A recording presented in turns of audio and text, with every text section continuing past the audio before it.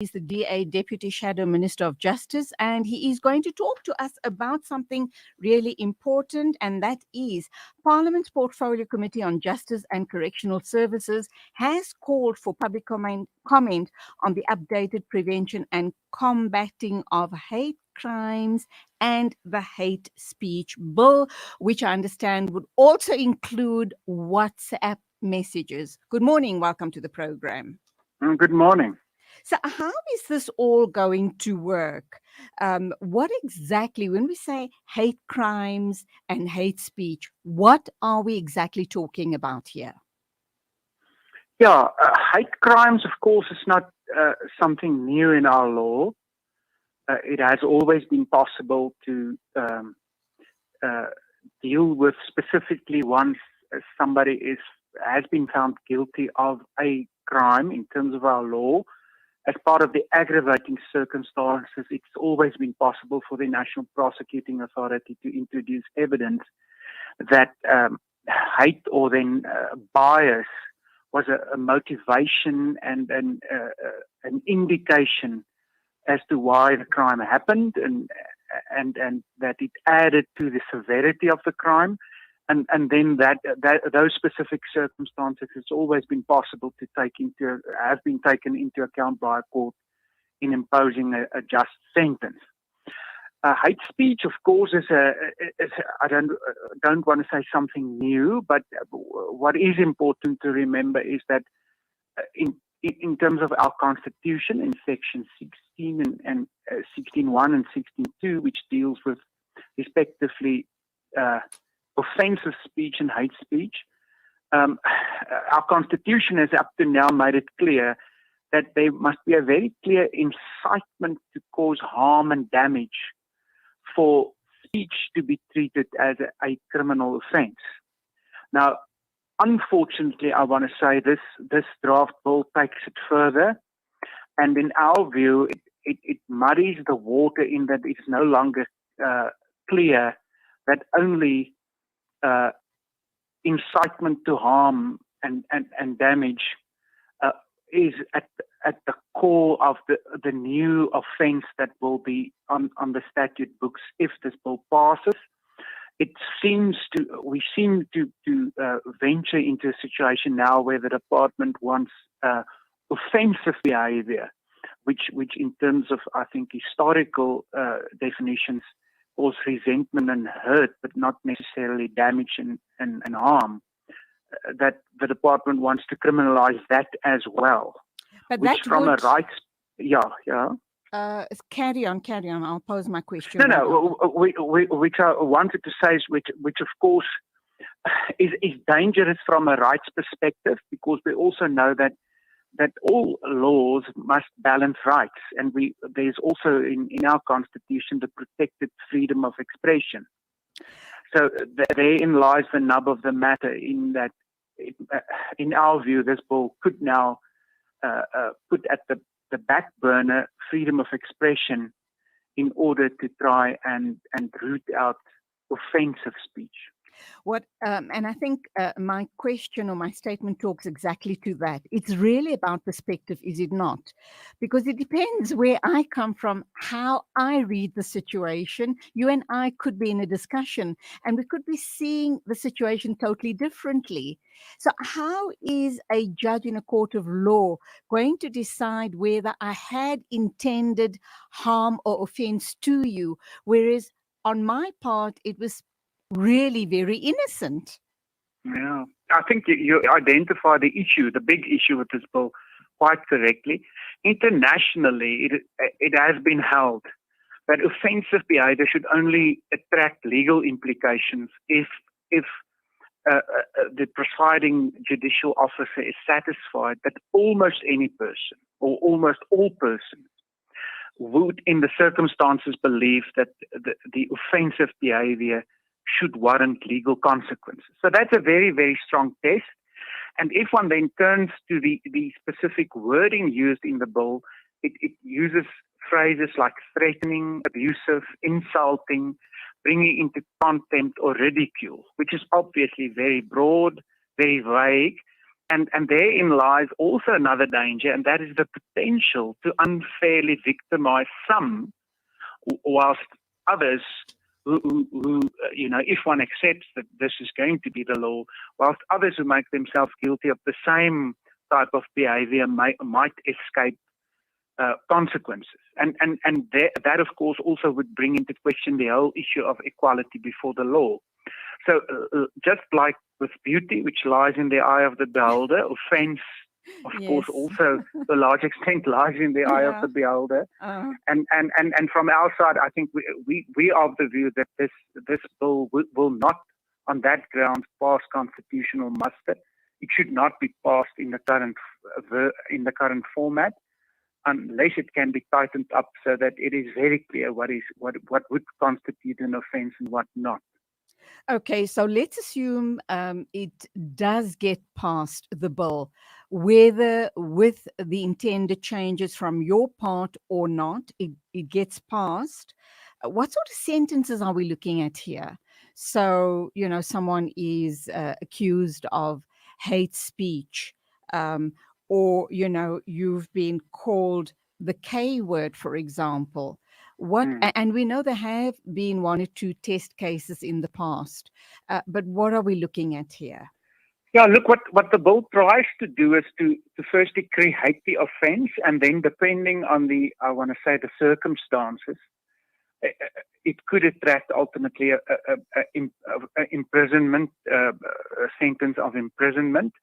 In respect of hate crimes, once again, it will add to the severity of the crime, but hate speech would become a standalone criminal offence. And I think we as a society, one must carefully reflect whether we want to imprison people for causing offence. In that sense, from our side, we are of the view that there is the Equality Court, which should be made use of to a greater extent to deal with matters that falls within its authority. But then, of course, and on the other side of it is, of course, we sit with the South African Human Rights Commission, which, in terms of its founding act, is supposed to assist government and society to establish a human rights culture which is founded on the principles of tolerance. So, in our view, one should rather carefully reflect on the way the Human Rights Commission operates and whether it has ever embraced that specific duty it has to ultimately entrench it or establish a human rights culture. Okay, I'm thinking about a person who commits hate speech in a situation where they publish or share statements that clearly intend to be harmful or to incite harm. And I should imagine character assassination would also fall under this category. It would include promoting or propagating hatred based on different categories. What would those categories be? And also, I'm wondering about domestic issues, a broken marriage where there's finger pointing and accusations made by one family to another. Would that too fall under this category? Yeah, look, if one looks back to Section 16.2 of the Constitution, which clearly says hate speech is only present if there is, as you said, a clear incitement to harm or damage and material damage and hurt. Then, of course, one does not have to have a closed or even an open list of grounds on which this could happen. It could happen in any circumstances, like you pointed out. I mean, even in a domestic situation or a domestic violence situation, hate speech could quite clearly be present.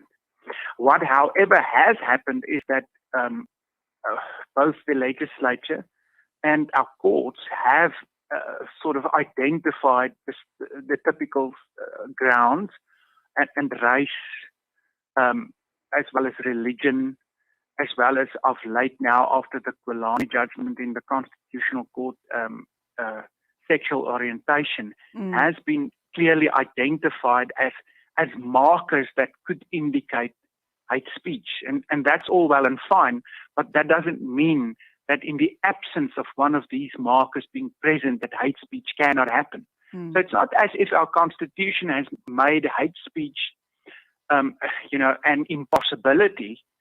It is only in a very, very clear way balanced the right to freedom of expression with the right to equality and to integrity.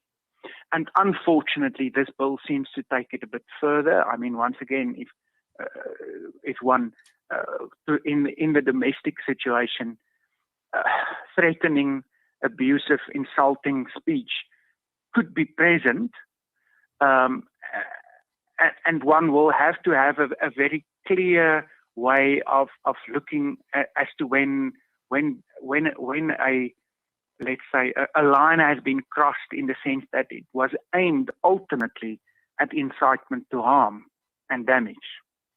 Okay, in my introduction, I did mention WhatsApp. So I understand that the bill also makes it an offense to distribute hate speech material in cyberspace, that is obviously digitally or on digital channels. And said person knows that such electronic communication constitutes hate speech. So the onus then would be on, if you want to bring a charge against me, to save all of those messages, and that would be your evidence.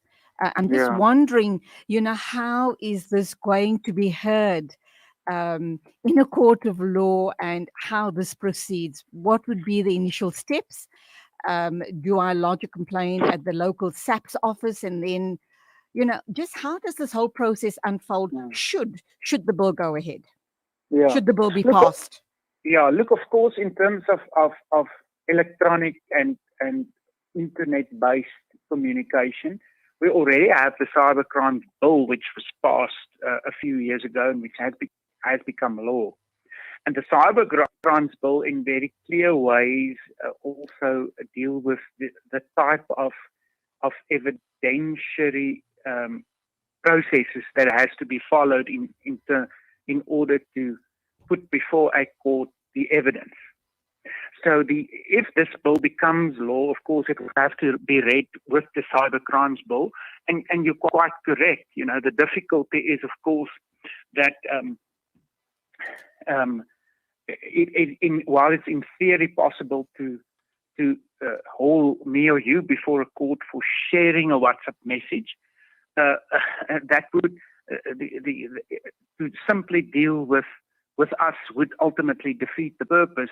And the whole idea, if one wants to clamp down on hate speech, would be to get behind the first source, or the original source of all of this, because ultimately I would think that would be somebody who must face more serious consequences. So it will not be a simple exercise, and this will have to be read carefully with the cybercrimes legislation that is in place.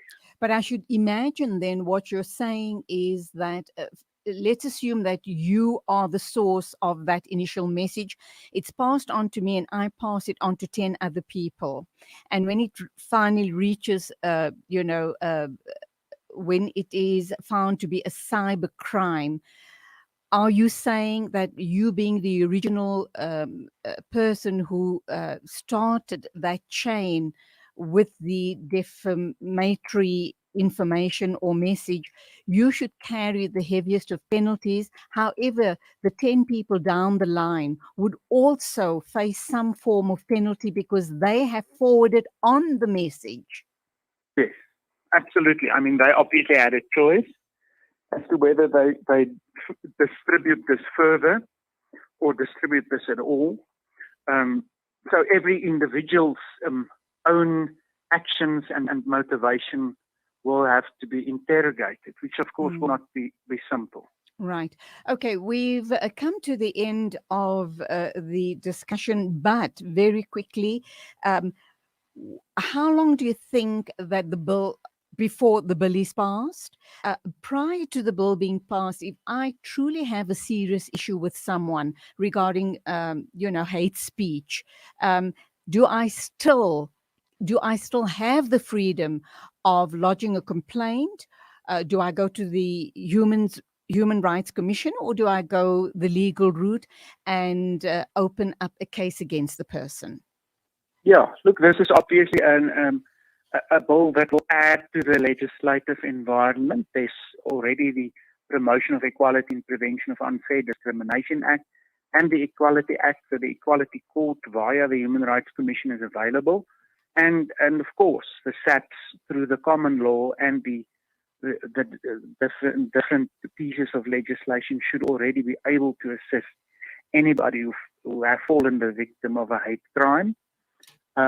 So this, if passed, will only broaden the legislative environment, and any victim is at liberty to make use of the current laws already.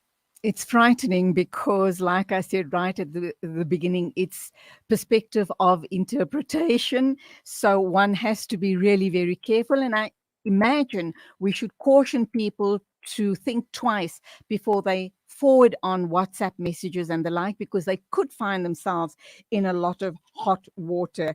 DA, Deputy Shadow Minister of Justice, Werner Horn, thank you indeed for sharing with us. Thank you. Have a good day. And you. 8:36 exactly, news and views right here on Salam Media. What